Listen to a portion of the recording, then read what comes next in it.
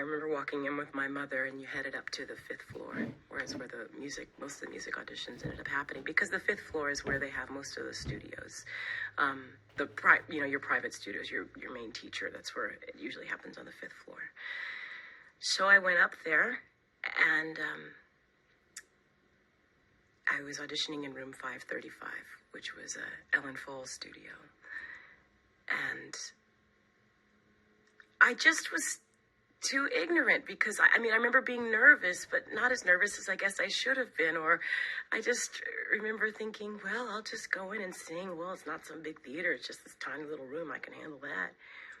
And I went in, and Ellen Fall was there. I think Edith Burrs was there. And it wasn't Dan Farrow. I can't think of, there was... maybe it was Enrico Di Giuseppe, who was the other teacher that was there. And I sang Devieni non tardar from Le Nozze di Figaro. And I did a little optional ending at the end, which was very tacky. And then I sang a Samuel Barber song called Bessie Bobtail. And I had said on my application that I was a mezzo-soprano. And I'm not. And I sang two, my offerings were soprano offerings. And I walked in and told them I was a mezzo. And after I finished, they just giggled. And Ellen Fall said, "How old are you, dear?" And I said, "I'm 17. She said, okay. Well, thank you." And then there was a list that they put up that evening, of who was going to get called back to sing the next day for the entire voice faculty. And we went down, and my name was on the list. So the next day I had to go in and sing on the Julliard Theater stage. And they were all on the balcony. So I remember being very nervous about that, because, it started to feel a little more real. So I went in and I sang my aria, did my little optional notes again at the end. And Ellen Fall said, "Dear, tell everybody how old you are." I said, "I'm 17. And they just started laughing. And I didn't, what's the joke? I don't know what's going on. Then I sang my little Samuel Barber song. And they laughed some more. And they said, "Thanks." And I thought, well, I've blown it.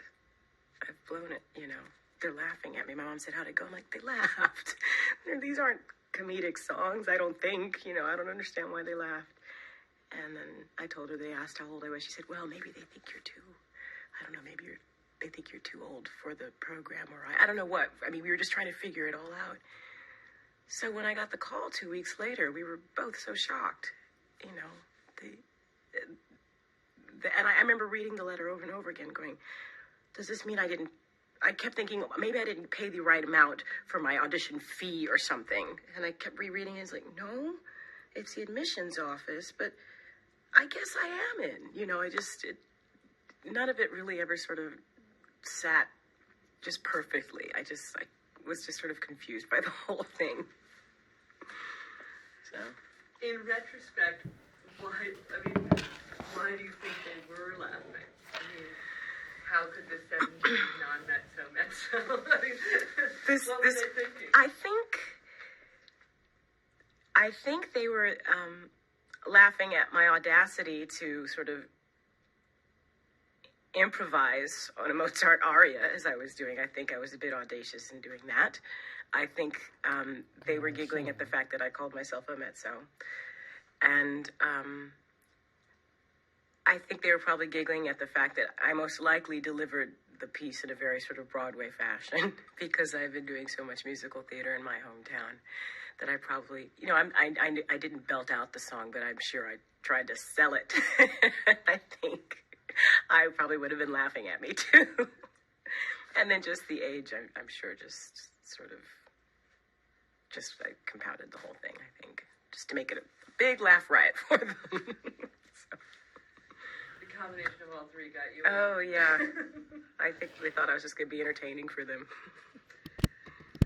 So talk about